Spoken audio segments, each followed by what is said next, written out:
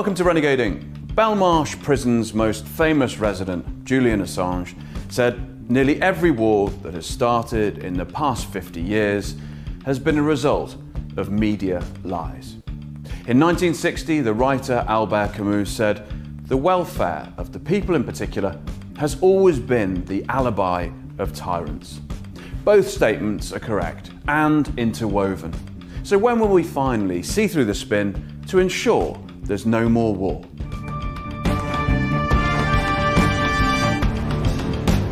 Dan Kovalik, lovely to have you on Renegading. Thank you. It's my pleasure. Truly is. I want you to unpick a couple of words for us, a phrase, if you like. Humanitarian intervention.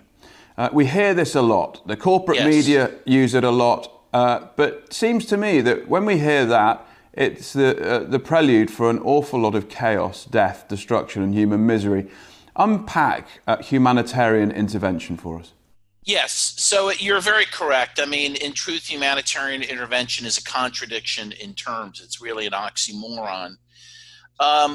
Pretty much every horrible war has started with a claim of humanitarian intervention, right? Even Hitler claimed to be, invading Czechoslovakia to protect minority Germans there in the Sudetenland. Everyone claims that they are going to war for humanitarian reasons, and yet it's rarely, if ever, the case. That's not what countries go to war for. Usually they go to war for treasure and for political power. I trace in my book, I go back to King Leopold's intervention in Congo because I think it's one of the earlier examples of what so-called humanitarian intervention is really about. King Leopold, is probably a lot of folks there know, went into the Congo claiming he was there to protect the human rights of the Congolese. He said that he was there to protect them, for example, from Arab slave traders. And he sent his emissaries around the world.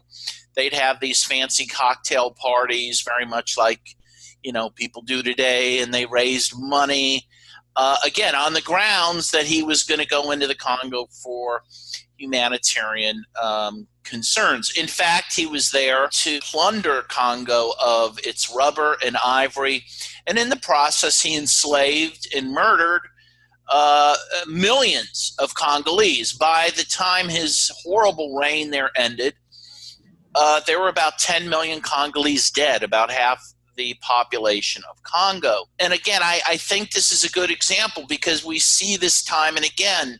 The most recent humanitarian intervention that I think we can point to, and a very enigmatic one, is the NATO intervention in Libya, if I can go to that. I mean, also obviously an African country. And this is a very interesting one because you had some of the main intellectual authors of humanitarian intervention lead the charge on this, and those were Susan Rice, Samantha Power, and Hillary Clinton. They were some of the big promoters of this intervention. And again, they said we're there to protect the Libyans from Gaddafi, we're there to stop genocide. In fact, as we know, what happened ultimately was that the intervention was horrific for the Libyan people. Did not stop a genocide. In fact, very early on, the internal emails of the folks I mentioned showed that they knew there were no true humanitarian concerns by the time the NATO bombing started. But what did happen was NATO, first of all, committed their own war crimes by destroying cities like Sirte, a major city in Libya, but also they paved the way for these jihadist groups, which NATO partnered with, to take over Libya and to carry out ultimately a genocide against sub-Saharan Africans living in Libya.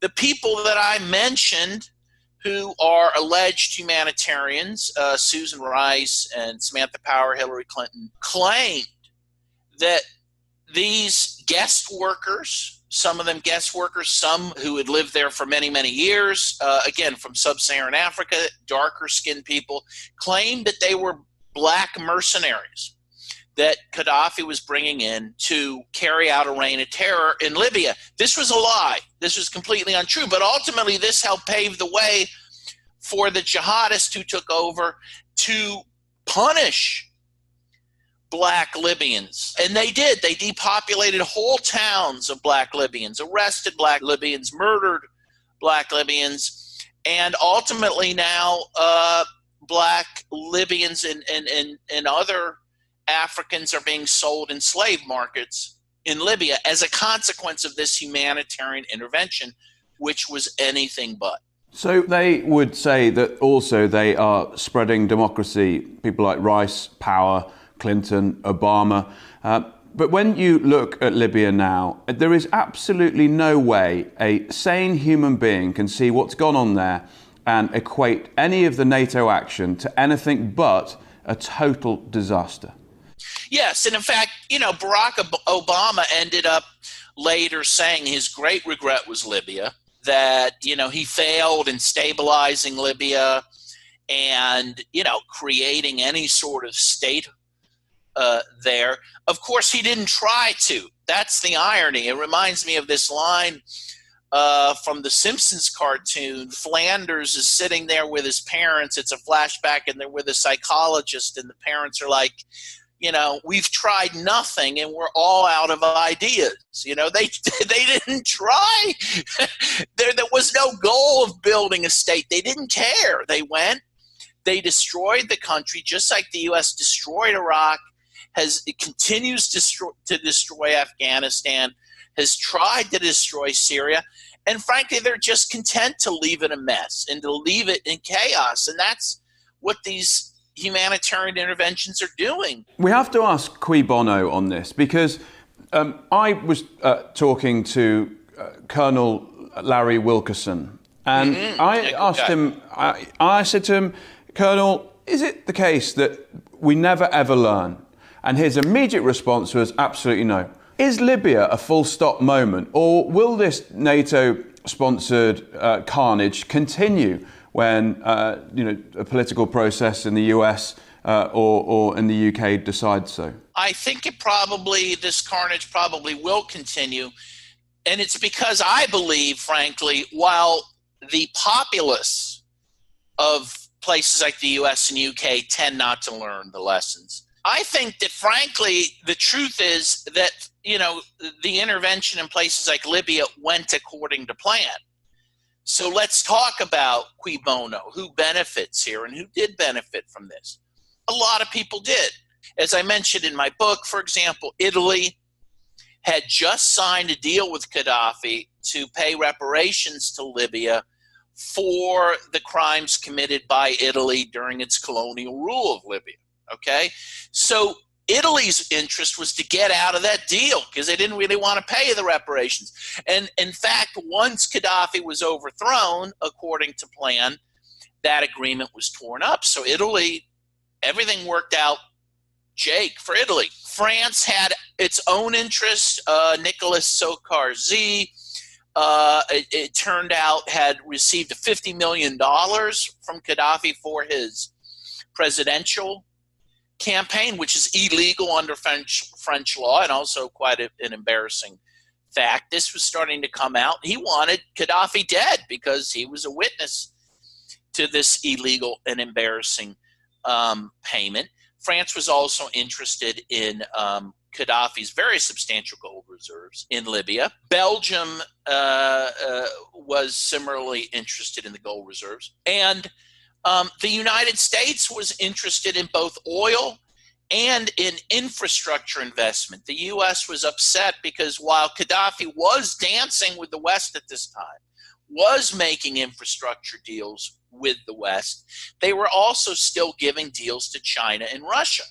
And this is a real sick part of all this. They also know that if you destroy the infrastructure of a country like Libya, you can get them to pay you to rebuild what you destroyed, right? Pretty sick, right?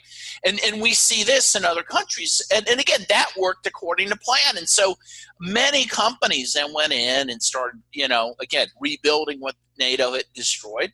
And there is now an oil rush in Libya with Western countries now fighting each other for Libya's substantial oil reserves. So again, this went according to plan. And there's no real lesson, for those who did this to learn from. They got what they wanted. It's we who have to learn from it. We cannot go along with the next humanitarian intervention. Your analysis is absolutely clear. But people, because often are both reasonable and good, a lot of people just think, oh, well, the military just got that a bit wrong. But what you're actually saying is, no, absolute death and destruction, the smashing up of infrastructure, that is the plan. That isn't something going wrong. This is something going absolutely right. Yes. And if we look at kind of how the historical colonialism has devolved, in the day, if you look at the British Empire, for example, the colonial powers at least felt some stewardship over their colonies, right? They would plunder the colonies, they would repress people in the colonies, but they felt some obligation to build some infrastructure, to do something for people. And they prided themselves on this, right? I think they overly prided themselves on it, but they felt some obligation. And then, of course, certainly after World War II, the British colonies break up. The British Empire falls apart, and the U.S. starts to really become the dominant colonial power. And what it decides is, look, we don't have to be a steward over these places. That costs money, and it's it takes effort. So what we're going to do is just support strong men to rule over these countries in our interest. So we'll get all the benefit, but we don't really have to do much for these folks, right? But then as time went on, they decided, well, the strong men are unreliable, right? Like you look at the Congo with Mobutu, who the U.S. and Belgium helped install in the 60s, and he reigned until the mid-90s. The U.S. finally got tired of him, because ultimately Mobutu even understood, God, I got to do something for these people or I won't be able to stay in power. And so he started to do crazy things like tax foreign companies and do some social programs. And the U.S. said, no, that's not what we're interested in, right? So they helped overthrow him. And what they decided in general is, we're not going to be a steward. We're not going to support strong men like Mobutu or Saddam Hussein, who was a U.S. asset for a long time. What we're going to do is we're just going to create chaos. We're going to destroy the state. We're going to create stateless countries in which we can just then go in and plunder at will, right? We don't have to negotiate. We don't have to pay taxes. We don't have to pay royalties. We can just go in and take what we want, because there's no state, even a compliant state, to deal with. And that is the new model. That's what people have to understand. Chaos is the end game. And I fear, when you look at what's happening in the West right now within countries like the United States, you're starting to see the state here fall apart as well. And again, not by accident. The state has been attacked by the government itself for many years. You look at the post office, for example. We have a big dispute over the post office. They're trying to utterly wreck the post office. They've allowed much of the U.S. infrastructure to fall apart. They've, destroyed much of the social programs that have been built up over the years, and are threatening to destroy what is left. And so you see the same end game here, which is to essentially say, hey, we don't even have to do anything for our own people, much less people in Libya. We'll let them fend for themselves, the people in the U.S., and we'll just take from them. And that's what's happened during the pandemic, right? So they gave very little to people in this country. They gave $1,200 stimulus over the last 6 months, a one-time payment, $1,200 to the average people. But the billionaires have made many more billions. They have profited from this calamity, right? And again, This is disaster capitalism that people like Naomi Klein talk about. This is the type of capitalism we've tried to impose on these other countries. Now we're imposing it, and when I say we, I mean, the powers that be are imposing it on our own countries. And that is a scary thing. Now we are starting to feel the pain that these other countries have felt. And that's a very scary moment.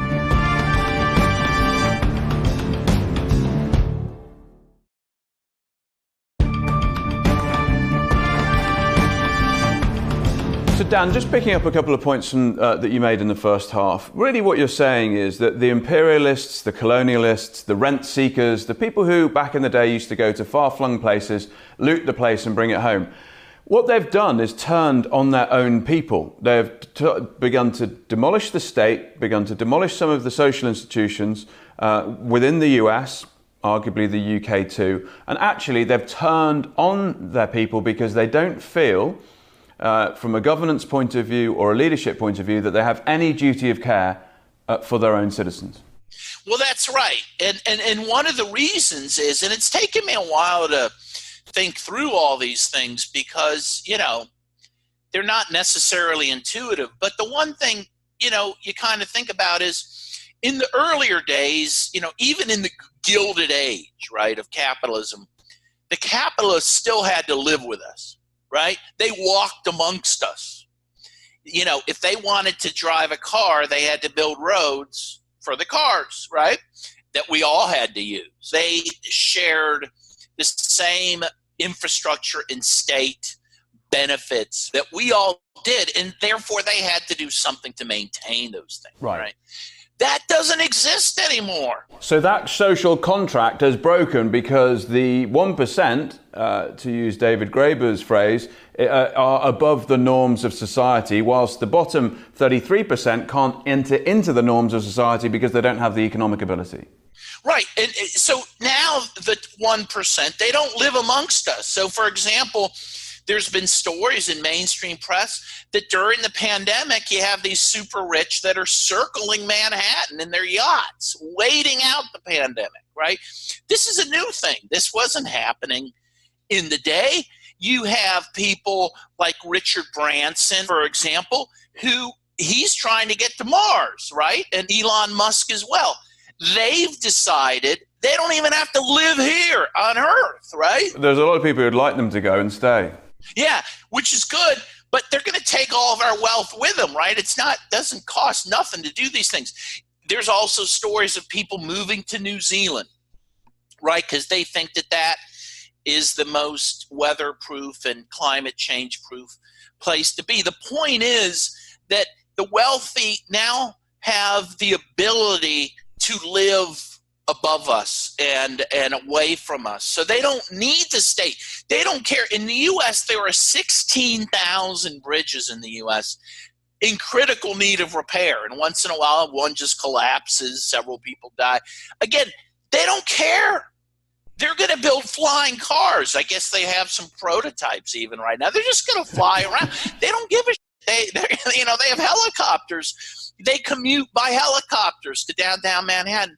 And again, now you don't even have to commute, right? During the pandemic, we now realize none of us have to, right? You don't even have to go to an office.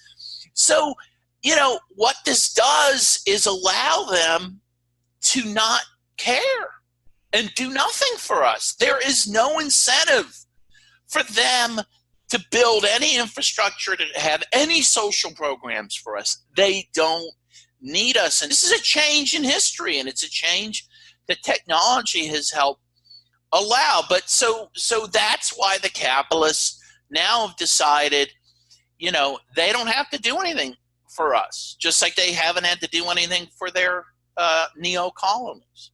If you continue to follow the logic of what you're saying, if we both agree that the social contract is broken and inequality is off the charts, and the evidence is there to back up that, if you follow the logic of what you're saying, ultimately we end up with private armies.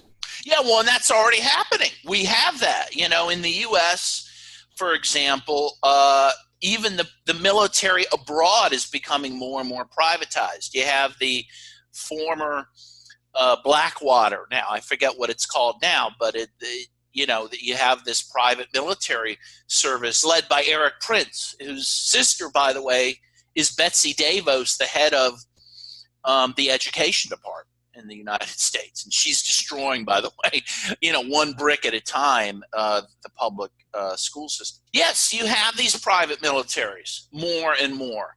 And I think that is the wave of the future. And of course, as we know, they don't even need human beings for the most part to be soldiers, right? They got drones.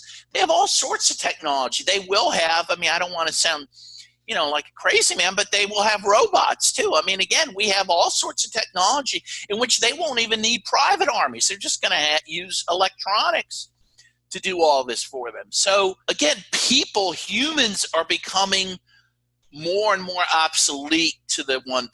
The only thing they need us for is to buy their. The hollowing out of all these institutions, it seems to me that when it comes to the US, nothing is sacrosanct. Anything is on the list. Everything has a target on its head. Even if you think about the International Criminal Court, now we've got a scenario where the US either won't recognize it or worse, it sanctions it. Yeah. So how do you begin? How does a civil society, civil inverted commas society, how does it begin to find the sort of regeneration and renaissance necessary to be able to start holding these private interests to account? Because let's face it, they're totally out of control. Yeah, first of all, it's a huge undertaking because, again, there is such an actual physical separation between us and them, the 1%. But where it has to begin is here at home, in the UK, in the United States. We are the ones that are going to have to do this, right? We have to take control of our governments. And, we need a popular rebellion is what needs to happen. And we need to rebuild our democratic institutions, seize those institutions for the 99%, and make sure that our governments work not only for us, but people abroad. We need to also pressure our governments to stop these endless wars abroad. And I'm not Pollyannish. This is not an easy undertaking, but it's the only way to deal with this. What does a popular rebellion, from where you're sitting, what does that look like? I think you're going to look at general strikes, because, they still do need some workers to build the stuff that they're selling. I think consumer strikes as well. Again, they need people to buy what they're selling, and you need people on the streets, massive numbers of people on the streets. You really need a revolution that will, in the US, for example, take over Washington, D.C. and demand a serious change in government. Now, you see some seeds of hope in the racial justice protests that are happening. Also in the election here in the U.S., of more progressive leaders like AOC, for example, Bernie Sanders, who, came very close to being nominated. Of course, there in the UK, if I could be so bold as to mention Jeremy Corbyn.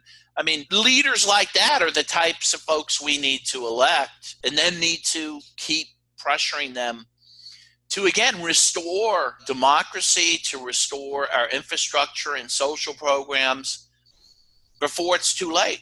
Because we are seeing, look at the U.S. Again, I can only speak for the U.S. We are the wealthiest country in the world, and we've had this pandemic that has killed more people here than in any other country on earth, by far. How did this happen? And again, it's happened because over time, really since the 1970s and really in earnest since 1980 when Ronald Reagan was elected, it has happened because all public goods have been under attack since that time. And then when this happens, we see what has been wrought, and people just can't accept it anymore. They need to resist and not consent to this new state of affairs. Reagan famously said that the most terrifying 9 words in the English language is "Hi, I'm from the government and I'm here to help." If we extend that to this conversation, turning up in a foreign land on a mission of military adventurism, when someone hears, "Hi, I'm from America and I'm here to help," that should given the context that you've just given us, send a shudder down anyone's spine, because when we look at the track record, if we go back to Vietnam through to today, there isn't one of those missions that's ended well. No, absolutely not. No, I would say, to borrow an old phrase, I would say beware of the Westerner bearing human rights. Nothing's good is going to come out of that. And again, even we now, living in the countries we live in, have to beware of that. Of course, I would also quote Margaret Thatcher, who said, I believe she said something like, there's no such thing as society or whatever. And, she tried to make sure that was true by destroying society. These are antisocial people. These are psychopaths. Yes, and the interesting thing on Twitter recently during the pandemic here in the UK, which was very badly handled by the British government, Boris Johnson's government, someone was very droll and said, "Oh, now the British know what it's like to be ruled by the British." That's beautiful. No, it's great. I mean, truer words were never spoken. Are you optimistic? Because are we at this point now, and people say, enough is enough? Or do you think that the war machine is so colossal that actually it just marches on?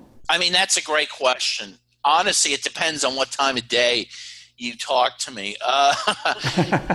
It's hard to be optimistic, in truth. Let's face it, we are facing, every day the news is bad and there's some other crisis that's happening. But I do think, and again, I hope it's okay if I quote Winston Churchill, who said, I don't see any point in being anything other than optimistic, right? It's all we have. We have to have some hope. And we need to find hope in each other, in our relationships, in our friendships, in our comradeships. And we just need to do what we have to save this world.